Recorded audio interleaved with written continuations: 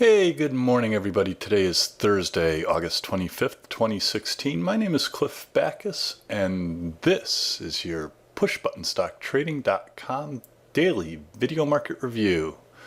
Let's start today by taking a look at the Nasdaq Composite. But before we do that, stocks closed broadly lower on heavier distribution volume yesterday.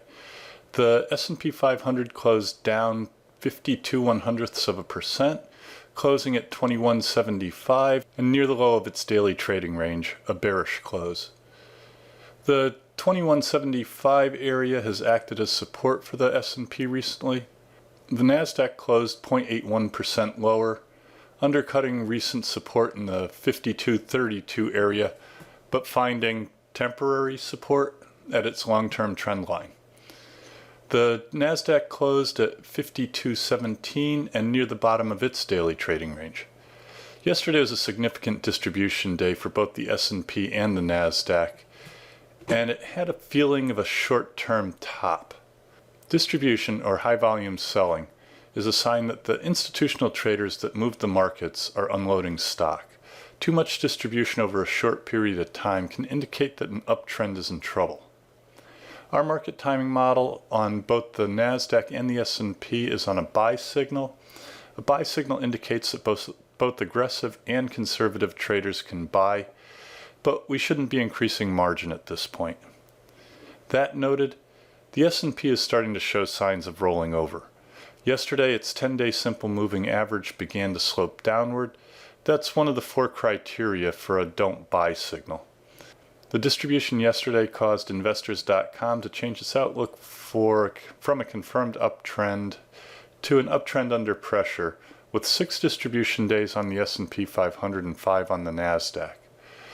I would assume that declining issues bettered advancers by a wide margin yesterday, but due to the mysteries of cyberspace, that data is unavailable this morning.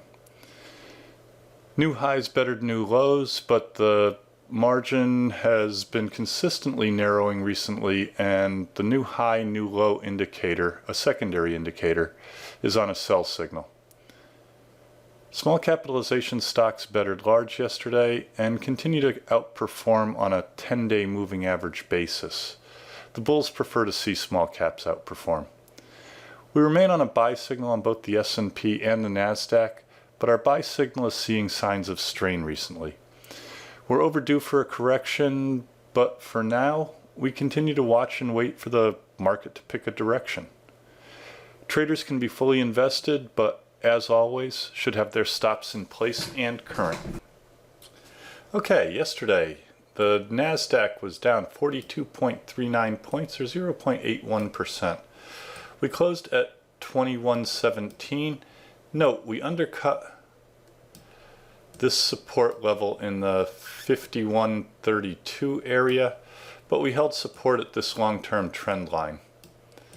That trend line goes all the way back to the beginning of the bull market back in 2009 and has acted as both support and significant resistance for the Nasdaq over the past year or so. Trading volume yesterday was higher than the prior day, giving us a distribution day. For you followers of William O'Neill, we're in an uptrend under pressure. We've been in an uptrend since June 30th. We currently have 4 distribution days on the Nasdaq. Note that's different from the Investors.com tally. We keep track of distribution days differently than Investors.com, and frequently we'll have less distribution days than Investors.com. I see these distribution days as being very evenly spaced and not clustering on the right side of the chart. And so while the market undercut significant support yesterday, I don't see distribution as all that great a concern at this point. But we're going to let the market decide where the market wants to go. We're not going to try to predict where the market wants to go. We're currently on a buy signal on our market timing model, and right now the Nasdaq appears to be bracketed by support at this long-term trend line and resistance up here in the 52.32 area. If we were to undercut this support, the next significant area of support is going to be down here in the 51.65 range. Let's see what the S&P 500's up to. Yesterday, the S&P was down 11.46 points, or 0.52%. We closed right at 2175. 2175 has been our recent area of support resistance. The S&P has struggled with that area over the past 6 weeks or so. So we've closed right at support. Whether that support will hold today or not, we shall see. Trading volume yesterday was a little bit higher than the prior day, giving us a distribution day. The S&P is in an uptrend under pressure. It's been in an uptrend since June 30th, and we have 5 very evenly spaced distribution days. Yesterday was a little bit more significant distribution day than perhaps some of these, but it was an evenly spaced distribution. We're not seeing clustering of distribution on the right side of the chart just yet. We'll keep an eye on that. Our market timing model is on a buy signal, but I want to make note that as of yesterday, the 10-day simple moving average, which we show here in green, is trending downward. That's one of 4 criteria for a don't buy signal. Let's remove these markups, and we'll add an envelope. Note this envelope that we have in gray dotted lines. That envelope is a 1% envelope around the 21-day exponential moving average. In order for the S&P to go to a don't buy signal, 4 things have to occur. First, the S&P has to be trading above its 200-day moving average, which we are. Secondly, the 10-day simple moving average has to be lower than it was the day before. That's already started to trend downward. Third, the 21-day exponential moving average has to be lower than it was 2 days ago. 21-day exponential moving average is currently higher than it was 2 days ago. And finally, the market has to close at least 1% below its 21-day exponential moving average. In other words, it has to close below this envelope. So we've got a long way to go before the S&P 500 goes from a buy signal to a don't buy signal. But yesterday was the first shot across the bow when the 10-day simple moving average started trending lower. We'll keep an eye on it. Let's take a quick look at our swing timing holdings. Yesterday, the Nasdaq Composite closed below its 5-day simple moving average, which we show in pink, below its 10-day simple moving average, which we show in green, and the 5-day simple moving average is trading above the 10-day simple moving average, which is our definition of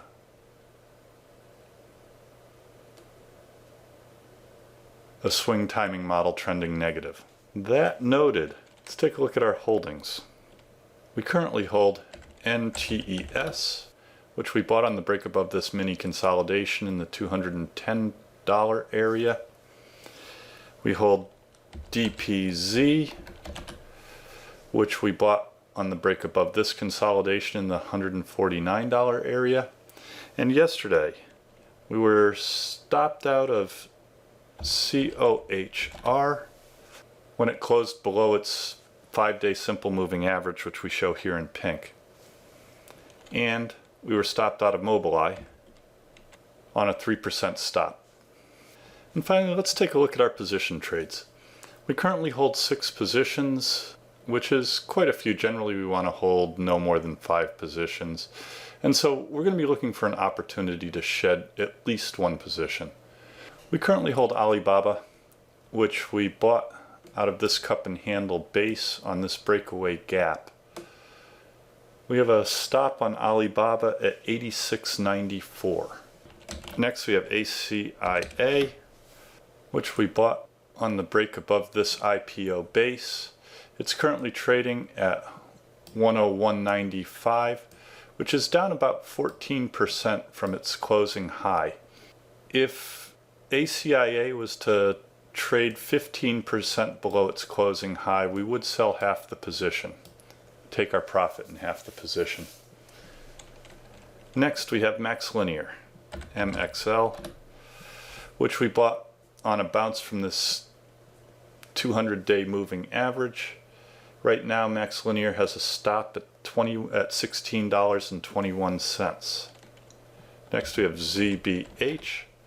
ZBH we bought on a breakout from this first stage base, and we currently have a stop at 113.39. Finally we have EW, which has fallen back into its base here, and if we were to sell it down to $111 we would stop out of.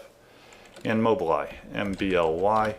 Mobileye I'm a little disappointed in. We bought it in this off of this first stage base. It immediately fell back into the base, and I'm not going to give Mobileye a whole lot of room to run at this point.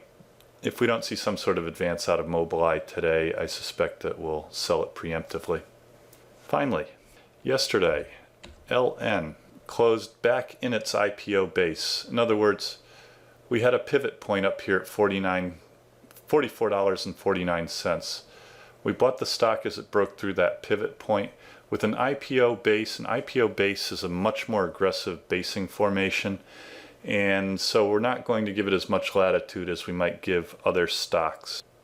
And so when LineCorp closed back below this pivot point, or back in its IPO base, that triggered an automatic sell by rule. That's about all I have for today. If you want to talk about any of the stocks mentioned today or any of our market strategies, please feel free to give me a call. Drop me an email or make an appointment. Come by the office, see what we're up to. Contact information is on the home page. Please take a minute to go to our subscription page and subscribe to Push Button Stock Trading. You can also follow us on Twitter at PushButtonStock. Again, my name is Cliff Backus. That's your daily video market review. Have a safe and profitable day. Keep your stops in place, and I will see you again tomorrow. Please stay tuned for our important disclaimers. All the best. Disclaimers. Push Button Stock Trading Video Market Review is produced and edited by Clifford B. Backus. Mr. Backus is a Senior Vice President of Investments, Technical Analyst, Portfolio Manager, and Partner with the investment firm of Ohanneson Liqueurs Incorporated. Video Market Review is produced solely for the benefit of our clients, friends, and colleagues. Anything written, stolen, and/or plagiarized in this publication is done without malice. Further, the analysis and opinions expressed in this publication are strictly those of the editor and not of Ohanneson Liqueurs Incorporated, its affiliates, subsidiaries, or any of the officers or employees of Ohanneson Liqueurs, Inc. On that note, we submit the following. The analysis, calculations, and evaluations presented herein are based on data and assumptions Ohanneson Liqueurs Incorporated believes to be accurate. Ohanneson Liqueurs Incorporated makes no representation that such analysis or calculations are accurate, or that such valuations represent levels at which actual trades may occur. This report has been prepared from original sources, except where otherwise noted, and data we believe to be reliable. Ohanneson Liqueurs, Inc., its affiliates and subsidiaries, and/or their officers and employees or their families may from time to time acquire, hold, or sell a position in the securities mentioned herein. Moreover, opinions may differ from one entity to the next. If we are used in connection with the purchase or sale of any security discussed in this report, we may act as principal for our own account or as agent for both the buyer and the seller. Push Button Stock Trading is dedicated to the education of friends, clients, and paid subscribers. Push Button Stock Trading is an information service only. The information provided herein is not to be construed as an offer to buy or sell stocks of any kind.